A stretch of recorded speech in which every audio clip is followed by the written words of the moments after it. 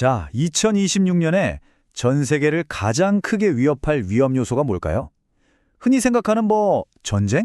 아니면 또 다른 팬데믹? 아닙니다. 아주 저명한 정치 리스크 분석 기관이죠. 유라시아 그룹이 꼽은 1순위는 정말 놀랍게도 바로 미국 정치였습니다. 아니, 어떻게 한 나라의 정치가 전 세계에서 가장 위험한 변수가 될 수 있을까요? 오늘 그 속사정을 한번 깊이 들여다보겠습니다. 네, 맞습니다. 유라시아 그룹은요, 전쟁이나 팬데믹보다 더 큰 단 하나의 가장 큰 글로벌 리스크로 미국 내부의 정치 문제를 지목한 겁니다. 와, 정말 충격적인 진단이죠.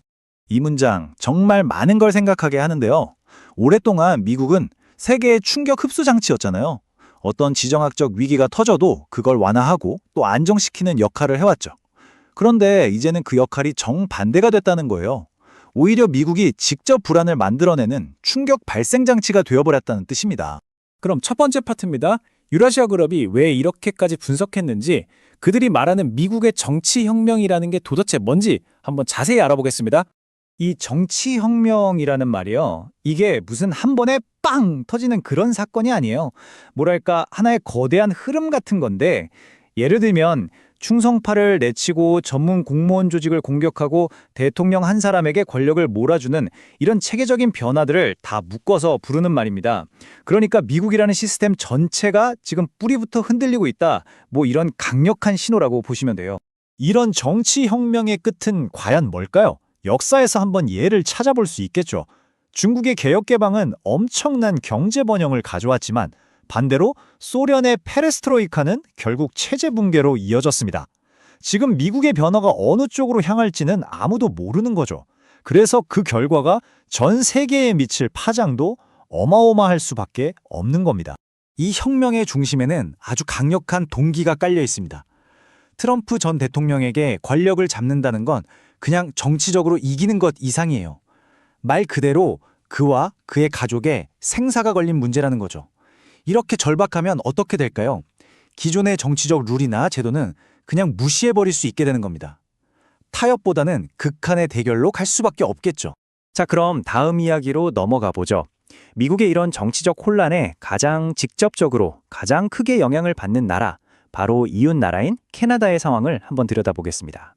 아니, 왜 캐나다가 이렇게까지 취약할까요? 답은 사실 간단합니다. 지리적으로 9,000km나 되는 국경을 맞대고 있죠. 역사적으로도 뗄 수 없는 관계죠. 또 경제적으로는 수십 년 동안 너무나 깊숙이 얽혀 있거든요. 그러니 미국에서 정치적 폭풍이 불면 캐나다는 그 폭풍의 반경 가장 한가운데에 있을 수밖에 없는 운명인 겁니다. 우리가 알던 미국은 죽었다. 와, 정말 강력한 말이죠. 이 한마디가 캐나다와 미국 관계에 생긴 엄청난 변화를 그대로 보여주는 겁니다. 이건 더 이상 예전처럼 통합하고 협력하는 시대가 아니라 각자 살아남기 위해 스스로를 지켜야 하는 시대가 왔다는 선언이나 마찬가지예요. 지난 수십 년 동안 캐나다가 미국을 대하는 전략은 딱 하나였어요. 어떻게 하면 더 깊이 통합될까? 이거였죠.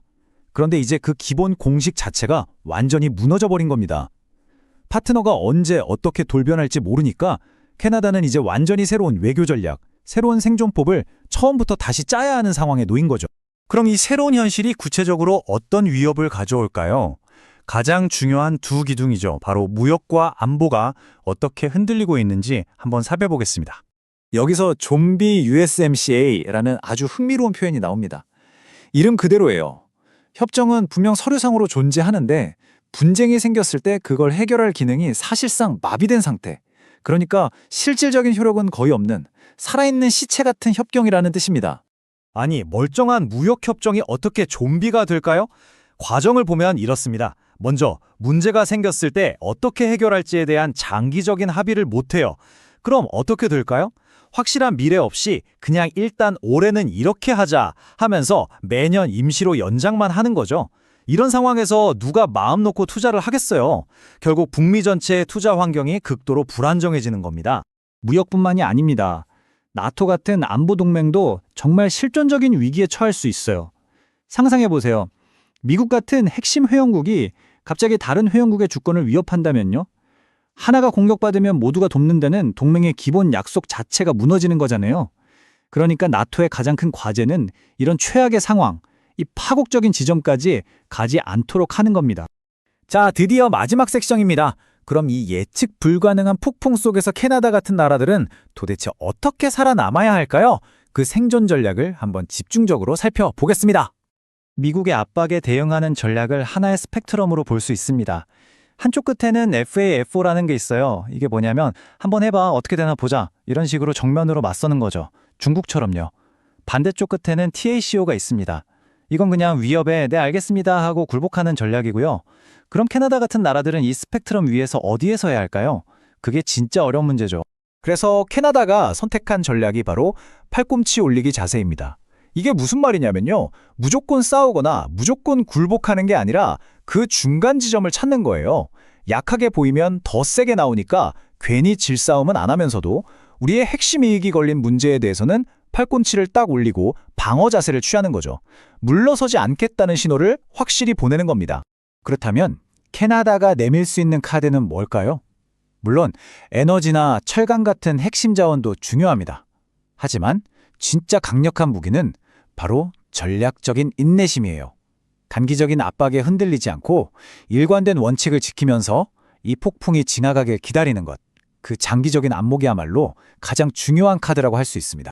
이 문장을 보면 지금 우리가 어떤 시대를 살고 있는지 정말 실감이 나요. 뭐랄까, 내가 딛고 서 있는 땅이 갑자기 푹 꺼지는 느낌? 지금까지 너무나 당연하게 믿어왔던 모든 것들이 눈앞에서 녹아내리는 듯한 그런 암울하고 혼란스러운 느낌 말이죠. 오늘 분석을 마치면서 결국 우리는 이 질문 앞에 서게 됩니다. 우리가 믿고 의지했던 모든 확실한 것들이 사라져가는 이 시대에 우리는 과연 어떻게 우리의 길을 찾아 나가야 할까요? 이건 비단 캐나다만의 문제가 아니라 이 시대를 살아가는 우리 모두에게 던져진 아주 무거운 질문일 겁니다.